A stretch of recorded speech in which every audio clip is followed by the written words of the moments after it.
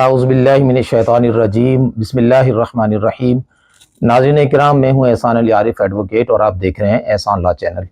जैसा कि हमने पहले ही डिफ़ाइन किया था कि ये चैनल आपका है, आपके लिए है और आप ही की वजह से है। इसलिए जो कमेंट्स आप करते हैं, जो सवालात आप पूछते हैं, हम पूरी कोशिश करते हैं कि वो बाइने ही आपकी मंशा के मुताबिक उसे डिफ़ाइन किया जाए। हमारे एक दोस्त ने पूछा है कि जी मैंने 489F की एफआईआर करवा दी। मीन क्या कि किसी ने चेक दिया, डिसऑनर हो गया, मैंने एफआईआर करवा दी। एफआईआर करवाने के बावजूद, गिरफ्तारी किए जाने के बावजूद मुझे तो पैसे नहीं मिले। तो मेरे भोले भाले भाई, बात यह है कि 489F जो सेक्शन है, ये है मजमूए ताज़ीरात पाकिस्तान की। ये कब अट्रैक्ट होती है और कब ये जुर्म बनती है, इसके हवाले से हमारा अलग से एक वीलॉग मौजूद है। आप अगर स्क्रॉल डाउन करेंगे हमारी वीडियोस को तो इंशाल्लाह उसमें आपको मिल जाएगा। तो याद रखिए कि ये एक पीनल क्लास है। पीनल क्लास का क्या मतलब कि ये सज़ा का कानून है कि चेक देना और बदनीयती से देना और फिर उसका डिसऑनर हो जाना, ये एक जुर्म है और 489F में उस जुर्म की सज़ा है, यानी जो कि अमूमन मतलब 3 साल तक मैक्सिमम है और उससे कम बेश हो सकती है। तो इसमें पैसे नहीं मिलते। हाँ, अलबत्ता अगर कोई शख्स डर कर इस खौफ से कि मुझे जेल जाना पड़ेगा, वो कुछ पैसे दे दे तो और बात है। वरना अगर मुल्ज़म ये समझ ले कि यार ठीक है, कुछ सज़ा है, मैं काट लूंगा या कुछ दिन अंदर रह के बाहर आ जाऊंगा, फिर किसने देने। तो 99% लोग ये गलती करते हैं कि जैसी चेक डिसऑनर होता है वो उसकी एफआईआर करवा देते हैं और रिकवरी सूट फाइल ही नहीं करते। याद रखिए कि किसी से पैसे लेना ये दावा दिला पाने उर्दू में कहते हैं और रिकवरी सूट फाइल करते हैं जो कि सिविल नेचर की प्रोसीडिंग है और कोर्ट के अंदर ये दावा दायर करते हैं कि फलां शख्स से मैंने ये पैसे लेने हैं और इस मद में उसने चेक दिया था जो डिसऑनर हो गया, लिहाजा इसकी रकम मुझे दिलाई जाए। लोग ये फाइल क्यों नहीं करते? वजह यह है कि अमूमी तौर पर यह समझा जाता है कि जो सिविल प्रोसीडिंग है बड़ी लेंथी, बड़ी लंबी, बड़ी तवील होती हैं और मेरी तो चप्पलें घिस जाएंगी और जब पैसे मिलेंगे तो उतने पैसे मेरे खर्च हो चुके होंगे।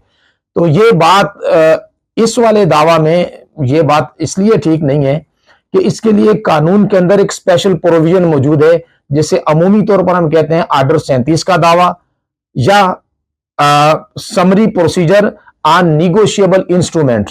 ये आर्डर 37 का एक मतलब दावा कहलाता है जो इसमें दायर किया जाता है। इसके तहत ये प्रोसीडिंग होती है और ये समरी प्रोसीजर है। अब इसमें 2-3 बातें बड़ी इंपॉर्टेंट है कि समरी प्रोसीजर क्या होता है और निगोशिएबल इंस्ट्रूमेंट क्या होते हैं। ये दोनों चीजों को समझने के लिए अलग से हम वीलॉग करेंगे क्योंकि ये टाइम कंज्यूमिंग जॉब है कि इनको समझाया जाए कि what's the summary procedure and what's the negotiable instrument. वो अलग से आप हमारी वीडियोस में देखेंगे तो आपको अलग से उस पर वीलॉग मिल जाएगा। इस वक्त हमें बताना यह है, ये जो आर्डर 37 का दावा है ये आम जो ऑर्डिनरी ट्रायल होते हैं उनकी तरह नहीं होता। इसमें एक प्लेंट यानी एक दरखास्त, एक पिटीशन बना के दाखिल करते हैं और जो डिफेंडेंट होता है जिसके खिलाफ करते हैं वो उसका जवाब देने का हक मैटर ऑफ राइट नहीं है, बल्कि सबसे पहले वो लीव टू डिफेंड फाइल करेगा। लीव टू डिफेंड का मतलब है दिफा करने की इजाजत दिफा। वो लीव टू डिफेंड फाइल करेगा with in 10 days. With in 10 days कब? जब उसे नोटिस मिल गया। नोटिस के मौसूल होने के 10 दिन के अंदर अंदर वो कोर्ट में आएगा और कहेगा जी ये वजूहात हैं जिसकी बिना पर मुझे इस दावे का दिफा करने का हक दिया जाए। वो फिर मेरिट्स बताएगा कि ये मेरे मेरिट्स हैं, ये मुझे पैसे इस वजह से नहीं देने और ये चेक जो है वो मेरी लाइबिलिटी का चेक नहीं है।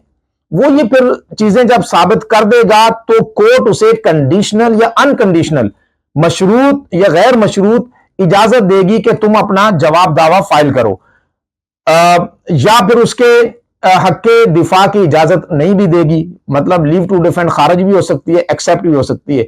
इस पर बाकायदा जो मुद्दई होता है उसे जवाब का हक मिलता है, उस दरखास्त का आर्गूमेंट्स होते हैं और मेरिट पर फिर उसे हक मिलता है। अगर हक मिल गया और दरखास्त विद इन टाइम हुई तो फिर उसे जवाब दावे का हक मिलेगा। जवाब दावे के फौरी बाद जो है वो कोर्ट इश्यूज फ्रेम कर देगी और उस पर प्लेंटिफ की शहादत आ जाएगी, साथ ही डिफेंडेंट की शहादत आ जाएगी। शहादत से मुराद होता है ओरल और डॉक्यूमेंट्री एविडेंस, और उसके बाद आर्गूमेंट्स हो जाएंगे और केस डिसाइड हो जाएगा। इसमें कोई लंबा चौड़ा चक्कर है ही नहीं। और बाय द वे उसे लीव टू डिफेंड की का हक नहीं मिलता, उसकी खारिज हो जाती है तो कोर्ट बाउंड है कि जो प्लेंट है उसके मुताबिक फौरी केस डिग्री कर दे। तो इसमें इतनी देर लगती नहीं है। अमूमी तौर पर 99% ये केस डिग्री होते हैं। जब डिग्री होते हैं तो वो कोर्ट फौरी तौर पर उसे सिविल कोर्ट में, एग्जीक्यूटिव कोर्ट में या एग्जीक्यूशन कोर्ट में उसे भेज देती है और उस पर अमल दरामद यानी एग्जीक्यूशन का प्रोसेस स्टार्ट हो जाता है। अब इसमें जान नहीं छूटती, यानी अगर डिग्री हो जाता है तो मुलजम पेश नहीं होता बिलफर्ज या पैसे नहीं देता तो उसकी मनकूला या गैर मनकूला जायदाद बहक सरकार जब्त होगी, उसकी नीलामी होगी और नीलामी करके आपको पैसे दिलाए जाएंगे। या अगर उसके पास ये नहीं है कि सैलरीड पर्सन है तो उसका सैलरी अकाउंट डिस्पैच हो जाएगा और वो मतलब उसके वहां से पैसे कट करके आपको दिए जाएंगे। तो मतलब ये कि ये एक ऐसा अमल है कि डिग्री में बगैर पैसे दिए जान छूटती नहीं है।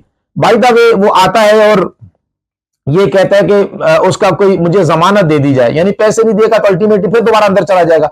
अगर उसकी कोई जमानत देता है उसको छुड़वाने के लिए, उसकी जमानत करवाने के लिए, तो वो जमानत क्रिमिनल केस की तरह नहीं होती। क्रिमिनल केस में क्या होता है, जब आप जमानत देते हैं तो जमानत इस बात की होती है कि जब ट्रायल शुरू होगा तो मैं जामिन हूं, मैं जमानत देता हूं कि ये अदालत में पेश होगा, इस बात की जमानत होती है। लेकिन जो सिविल केस में डिग्री में अगर कोई जमानत देता है तो वो इस बात की जमानत होती है जनाबे वाला कि अगर ये पैसे नहीं देता तो उसकी जगह मैं पैसे दूंगा। तो जो जामिन होगा वो उतनी अमाउंट की अपनी प्रॉपर्टी कोर्ट में जमानत के तौर पर रखवाएगा कि ये पैसे नहीं देगा तो उसके पैसे मैं दूंगा। तो अगर वो पैसे रिकवर नहीं होते तो फिर जमानत की जो प्रॉपर्टी है उसके खिलाफ प्रोसीडिंग शुरू होगी, वो जब्त हो जाएगी, बहक सरकार जब्त होगी, उसकी नीलामी होगी और नीलामी होने के बाद आपकी रकमें आपको दिलाई जाएगी। तो इसको समझने की जरूरत है कि सिर्फ 489F पर आप जो है वो रिलाई ना करें, बल्कि ऑर्डर 37 का दावा दायर करें और बहुत जल्दी डिग्री होता है। हमने 2.5-3 महीने में कई दावे डिग्री कराए हुए हैं। अगर लीव टू डिफेंड नहीं मिलती तो अमूमन ये 1.5 से 2 महीने में भी हो जाता है, और अगर लिंगर ऑन भी होता है तो ये चंद माह की बात होती है, सालों का इसमें गेम नहीं है। तो मेरा मशवरा यह है कि अगर जेन्युइनली आपने पैसे लेने हैं तो लेना चाहते हैं तो फिर 489F का पर्चा करवाएं या ना करवाएं, वो आपके डिपेंड करता है कि जब पर्चा करवाते हैं जाहिर है आपको भी मेहनत साथ उतनी करनी पड़ती है। अगर पर्चा करवा दें फबिहा उसमें उसको सजा मिलेगी, और वरना यह है कि अगर आपका मकसद सिर्फ पैसे लेना है तो आप ऑर्डर 37 का दावा करें और बजरी अदालत अपने पैसे ले लें, बेशक पर्चा ना करवाएं। और ये याद रखिए कि अगर वो पैसे दे भी देता है तो इसका ये मतलब नहीं है कि 489F की कार्रवाई खत्म हो गई।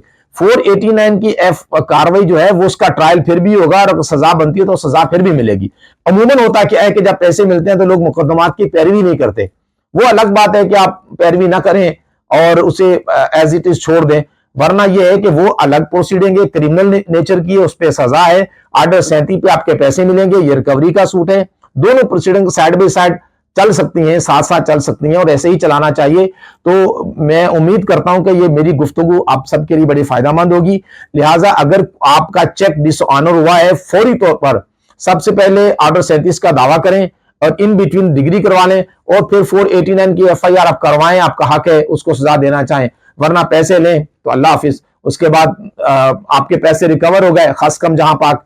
लेकिन अगर पर्चा करवाएंगे तो वो बहरहाल उसकी क्रिमिनल एक्ट की उसे सजा मिलेगी। बहुत शुक्रिया, बंडल ऑफ थैंक्स। हम उम्मीद करते हैं कि आपके लिए फायदेमंद होगा। अल्लाह हाफिज।